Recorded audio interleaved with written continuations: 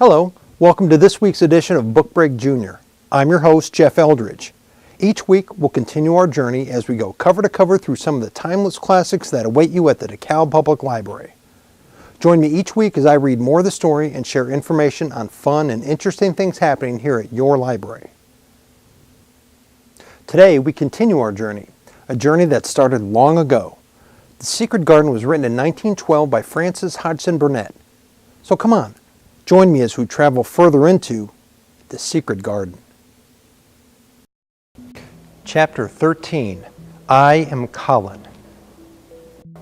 Mary took the picture book back to the house when she went to her supper, and she showed it to Martha. Said Martha with great pride, I never knew Dickon was as clever as that. Now, there's a picture of a missel thrush on her nest, as large as life and twice as natural. Then Mary knew Dickon had meant the picture to be a message. He had meant that she might be sure he would keep her secret. Her garden was her nest, and she was like a missel thrush. Oh, how she did like that queer common boy. She hoped he would come back the very next day, and she fell asleep looking forward to the morning. But you never know what the weather will do in Yorkshire, especially in springtime. She was awakened in the night by the sound of rain beating and heavy drops against her window.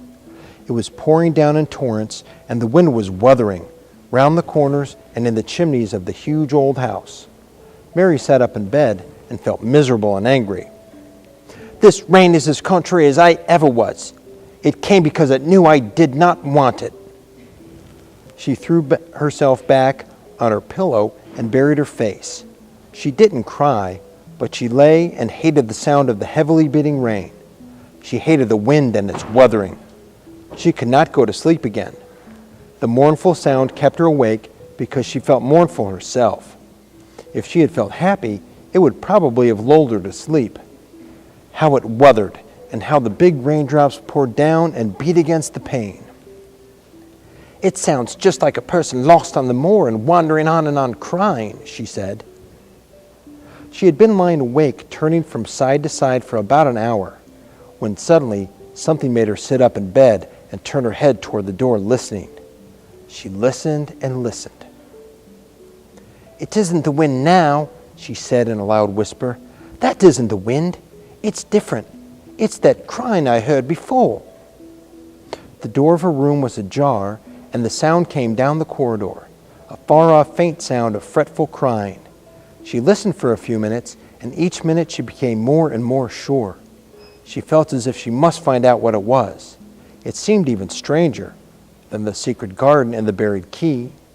Perhaps the fact that she was in a rebellious mood made her bold. She put her foot out of bed and stood on the floor. I'm going to find out what it is. Everybody's in bed, and I don't care about Mrs. Medlock. I don't care. There was a candle by her bedside, and she took it up and went softly out of the room. The corridor looked very long and dark, but she was too excited to mind that. She thought she remembered the corner she must turn to find the short corridor with the door covered with tapestry, the one Mrs. Medlock had come through the day she lost herself. The sound had come up that passage. She went on with her dim light, almost feeling her way, her heart beating so loud that she fancied she could hear it. The far-off faint crying went on and led her.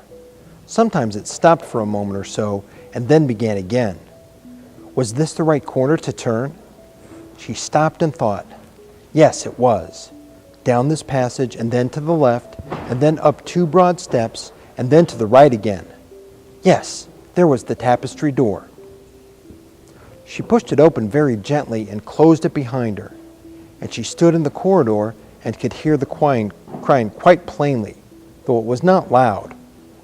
It was on the other side of the wall at her left, and a few yards farther on, there was a door.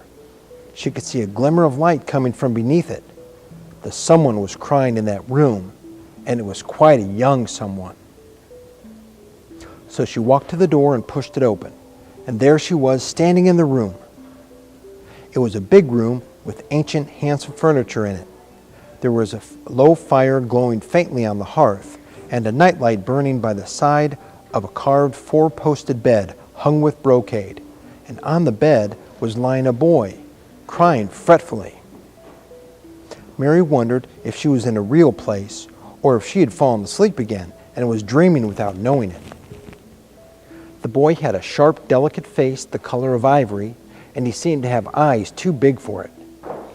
He had also a lot of hair, which tumbled over his forehead in heavy locks and made his thin face seem smaller. He looked like a boy who had been ill, but he was crying more as if he were tired and cross than as if he were in pain. Mary stood near the door with her candle in her hand, holding her breath. Then she crept across the room, and as she drew nearer, the light attracted the boy's attention, and he turned his head on his pillow and stared at her, his gray eyes opening so wide that they seemed immense. "Who are you?" he said at last in a half-frightened whisper. "Are you a ghost?" "No, I'm not," Mary answered, her own whisper sounding half-frightened. "Are you one?" He stared and stared and stared. Mary could not help noticing what strange eyes he had. They were agate gray, and they looked too big for his face because they had black lashes all around them. "No," he replied after waiting a moment or so. "I'm Colin." "Who is Colin?" she faltered. "I'm Colin Craven. Who are you?" "I'm Mary Lennox. Mr. Craven is my uncle." "He's my father," said the boy. "Your father? No one ever told me he had a boy. Why didn't they?" "Come here," he said, still keeping his strange eyes fixed on her with an anxious expression. She came close to the bed, and he put his hand out and touched her. "You are real, aren't you? I have such real dreams very often. You might be one of them." Mary had slipped on a woolen wrapper before she left her room, and she put a piece of it between his fingers. "Rub that and see how thick and warm it is. I'll pinch you a little if you like, to show you how real I am. For a minute, I thought you might be a dream too." "Where did you come from?" he asked. "From my own room. The wind weathered so I couldn't go to sleep, and I heard someone crying and wanted to find out who it was." "What were you crying for?" "Because I couldn't sleep either, and my head ached. Tell me your name again." "Mary Lennox." "Did no one ever tell you I'd come to live here?" He was still fingering the fold of her wrapper, but he began to look a little more as if he believed in her reality. "No, they daren't." "Why?" asked Mary. "Because I should have been afraid you would see me. I won't let people see me and talk about me." "Why?"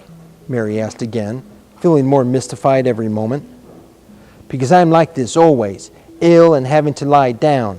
My father won't let people talk about me either. The servants are not allowed to speak about me. If I live, I may be a hunchback, but I shan't live. My father hates to think I may be like him." "Oh, what a queer house this is. What a queer house," said Mary. "Everything's kind of a secret. Rooms are locked up, and gardens are locked up, and you. Have you been locked up?" "No, I stay in this room because I don't want to be moved out of it. It tires me too much." "Does your father come and see you?" Mary ventured. "Sometimes. Generally when I'm asleep. He doesn't want to see me." "Why?" Mary could not help asking again. A sort of angry shadow passed over the boy's face. "My mother died when I was born, and it makes him wretched to look at me. He thinks I don't know, but I've heard people talking. He almost hates me." He hates the garden because she died, Mary said, half speaking to herself. What garden? The boy asked. Oh, just a garden she used to like, Mary stammered. Have you been here always? Nearly always. Sometimes I've been taken to places at the seaside, but I won't stay because people stare at me. I used to wear an iron thing to keep my back straight, but a grand doctor came from London to see me and said it was stupid. He told them to take it off and keep me out in the fresh air. I hate fresh air, and I don't want to go out. I didn't when I first came here, said Mary. Why do you keep looking at me like that? Because of the dreams that are so real, he answered rather fretfully. Sometimes when I open my eyes, I don't believe I'm awake. We're both awake, said Mary. She glanced around the room with its high ceiling and shadowy corners and dim firelight. It looks quite like a dream, and it's the middle of the night, and everybody in the house is asleep. Everybody but us. We are wide awake. I don't want it to be a dream, the boy said restlessly. Mary thought of something all at once. If you don't like people to see you, do you want me to go away? He still held the fold of a wrapper and gave it a little pull. No, I should be sure you were a dream if you went. If you're real, sit down on that big footstool and talk. I want to hear about you. Mary put down her candle on the table near the bed and sat down on the cushioned stool. She didn't want to go away at all. She wanted to stay in the mysterious hidden away room and talk to the mysterious boy. What do you want me to tell you?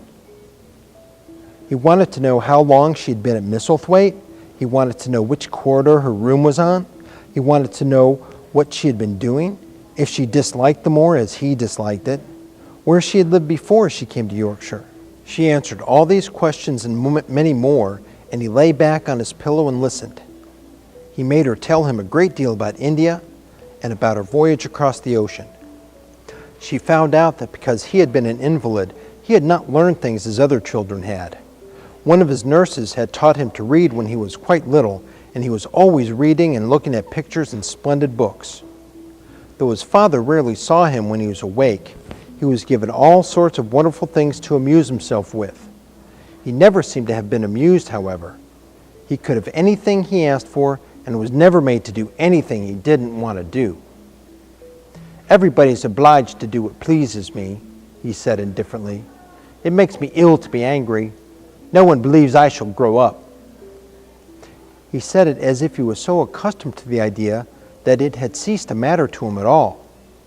He seemed to like the sound of Mary's voice. As she went on talking, he listened in a drowsy, interested way. Once or twice, she wondered if he were not gradually falling into a doze. But at last he asked a question which opened up a new subject. How old are you? He asked. I'm 10, answered Mary, forgetting herself for the moment, and so are you. How do you know that? He demanded in a surprised voice. Because when you were born, the garden door was locked and the key was buried, and it's been locked up for 10 years. Colin half sat up, turning toward her, leaning on his elbows. What garden door was locked? Who did it? Where was the key buried? He exclaimed as if he were suddenly very much interested.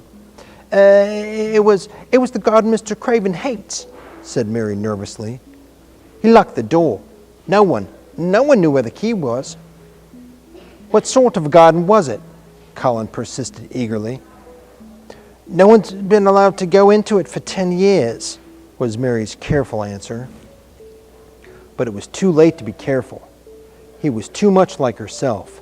He too had nothing to think about, and the idea of a hidden garden attracted him as it had attracted her. He asked question after question. Where was it? Had she never looked for the door? Had she never asked the gardeners? They won't talk about it, said Mary. I think they've been told not to answer questions. I would make them, said Colin. Could you? Mary faltered, beginning to feel frightened. If he could make people answer questions, who knew what might happen? Everyone is obliged to please me. I told you that. If I were to live, this place would someday belong to me. They all know that. I would make them tell me. Mary had not known that she herself had been spoiled, but she could see quite plainly that this mysterious boy had been. He thought that the whole world belonged to him. How peculiar he was, and how coolly he spoke of not living. "Do you think you won't live?" she asked, partly because she was curious, and partly in hope of making him forget the garden. "I don't suppose I shall," he answered as indifferently as he had spoken before. "Ever since I remember anything, I've heard people say I shan't. At first, they thought I was too little to understand, and now they think I don't hear. But I do. My doctor is my father's cousin. He's quite poor, and if I die, he'll have Misselthwaite all to himself when my father is dead. I should think he wouldn't want me to live." "Do you want to live?" inquired Mary. "No," he answered in a cross, tired fashion, "but I don't want to die. When I feel ill, I lie here and I think about it until I cry and cry." "I've heard you crying 3 times, Mary said, "but I didn't know who it was. Were you crying about that?" She did so want him to forget the garden. "I dare say," he answered. "Let's talk about something else. Talk about that garden. Don't you want to see it?" "Yes," answered Mary in quite a low voice. "I do," he went on persistently. "I don't think I ever really wanted to see anything before, but I want to see that garden. I want the key dug up. I want the door unlocked. I will let them take me there on my chair. That would be getting fresh air. I'm going to make them open the door." He had become quite excited, and his strange eyes began to shine like stars and looked even more immense than ever. "They have to please me. I'll make them take me there, and I'll let you go too." Mary's hands clutched each other. Everything would be spoiled. Everything. Dickon would never come back. She would never again feel like a missel thrush with a safe hidden nest. "Oh, don't do that," she cried out. He stared as if he thought she was going crazy. "Why?" he exclaimed. "You said you wanted to see it." "I do," she answered, almost with a sob in her throat. "But if you make them open the door and take you in like that, it will never be a secret again." He leaned still farther forward. "A secret," he said. "What do you mean? Tell me." Mary's words almost tumbled over one another. You see, if no one knows but ourselves, if there was a door hidden somewhere under the ivy, if there was, and we could find it, and if we could slip through it together and shut it behind us, and no one knew anyone was inside, and we called it our garden and pretended that we were missel thrushes and it was our nest, and if we played there almost every day and dug and planted seeds and made it all come alive—" "Is it dead?" he interrupted her. "It soon will be if no one cares for it. The bulbs will live, but the roses—" He stopped her again, as excited as she was herself. "What are bulbs?" he put in quickly. "They're daffodils and lilies and snowdrops. They're working under the earth right now, pushing up pale green points because the spring is coming." "Is the spring coming?" he said. "What's it like? You don't see it in rooms if you're ill." "It's the sun shining on the rain, and the rain falling on the sunshine, and things pushing up and working under the earth. If the garden was a secret and we could get into it, we could watch the things grow bigger every day and see how many roses are alive. Don't you see? Oh, don't you see how much nicer it would be if it was a secret?" He dropped back on his pillow and lay there with an odd expression on his face. "I never had a secret," he said, "except the one about not leaving to grow up. They don't know I know that, so it's sort of a secret. But I like this kind better. If you won't make them take you into the garden, perhaps, I feel almost sure I could find out how to get in sometime, and then, if the doctor wants you to go out in a chair, and if you can always do what you want to do, perhaps we might find a boy who could push you, and we could go alone, and it would always be a secret garden." "I should like that," he said very slowly, his eyes looking dreamy. "I should like that. I should not mind fresh air in a secret garden." Mary began to recover her breath and feel safer, because the idea of keeping the secret seemed to please him. She felt almost sure that if she kept on talking and could make him see the garden in his mind as she had seen it, he would like it so much that he could not bear to think that everybody might tramp into it when they chose. "I'll tell you what I think it would be like if we could get into it. It's been shut up so long, things have grown into a tangle perhaps." He lay quite still and listened while she went on talking about the roses which might have clambered from tree to tree and hung down, about the many birds which might have built their nest there because it was so safe. And then she told him about the robin and Ben Weatherstaff, and there was so much to tell about the robin, and it was so easy and safe to talk about it that she ceased to be afraid. The robin pleased him so much that he smiled until he looked almost beautiful, and at first Mary had thought that he was even plainer than herself, with his big eyes and heavy locks of hair. "I didn't know birds could be like that," he said. "But if you stay in a room, you never see things. What a lot of things you know. I feel as if you had been inside the garden." She didn't know what to say, so she didn't say anything. He evidently did not expect an answer, and the next moment he gave her a surprise. "I'm going to let you look at something. Do you see that rose-colored silk curtain hanging on the wall over the mantelpiece?" Mary had not noticed it before, but she looked up and she saw it. It was a curtain of soft silk hanging over what seemed to be some picture. "Yes," she answered. "There's a cord hanging from it. Go and pull it." Mary got up, much mystified, and found the cord. When she pulled it, the silk curtain ran back on rings, and when it ran back, it uncovered a picture. It was the picture of a girl with a laughing face. She had bright hair tied up with a blue ribbon, and her gay, lovely eyes were exactly like Colin's unhappy ones, agate gray and looking twice as big as they really were because of black lashes all around them. "She's my mother," said Colin complainingly. "I don't know why she died. Sometimes I hate her for doing it." "How queer," said Mary. "If she had lived, I believe I should not have been ill always," he grumbled. "I dare say I should have lived too, and my father would not have hated to look at me. I dare say I should have a strong back. Draw the curtain again."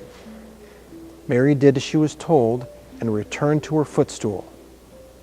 "She's much prettier than you," she said, "but her eyes are just like yours.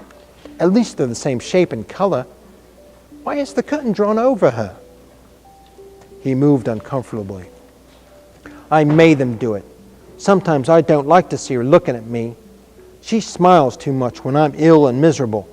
Besides, she's mine, and I don't want everyone to look at her." There were a few moments of silence, and then Mary spoke. "What would Mrs. Benlock do if she found out that I'd been here?" "She would do as I told her to do," he answered. "And I should tell her I wanted you to come here and talk to me every day. I'm glad you came." "So am I," said Mary. "I'll come as often as I can, but—" She hesitated. "I shall have to look every day for the garden door." "Yes, you must," said Colin. "And you can tell me about it afterward." He lay thinking for a few minutes, as he had done before, and then he spoke again. "I think you shall be a secret too. I'll not tell them until they find out. I can always send a nurse out of the room and say that I want to be by myself. Do you know Martha?" "Yes, I know her very well. She waits on me." He nodded his head toward the outer corridor. "She's the one who's asleep in the other room. The nurse went away yesterday to stay all night with her sister, and she always makes Martha attend to me when she wants to go out. Martha shall tell you when to come here." Then Mary understood Martha's troubled look when she had asked questions about the crying. "Martha knew about you all the time?" "Yes, she often attends to me. The nurse likes to get away from me, and then Martha comes." "I've been here a long time," said Mary. "Shall I go away now? Your eyes look sleepy." "I wish I could go to sleep before you leave me," he said rather shyly. "Shut your eyes," said Mary, drawing her footstool closer, "and I will do what my ayah used to do in India. I will pat your hand and stroke it and sing something quite low." "I should like that, perhaps," he said drowsily. Somehow, she was sorry for him and did not want him to lie awake. So she leaned against the bed and began to stroke and pat his hand and sing a very low little chanting song in Hindustani. "That's nice," he said more drowsily still, and she went on chanting and stroking. When she looked up at him again, his big black lashes were lying close against his cheeks, for his eyes were shut and he was fast asleep. So she got up softly, took her candle, and crept away without making a sound. Well, that's all the time we have for today. Join me here next week for more of the story, as together we rediscover the classics at the DeKalb Public Library with BookBreak Jr. Hope to see you then.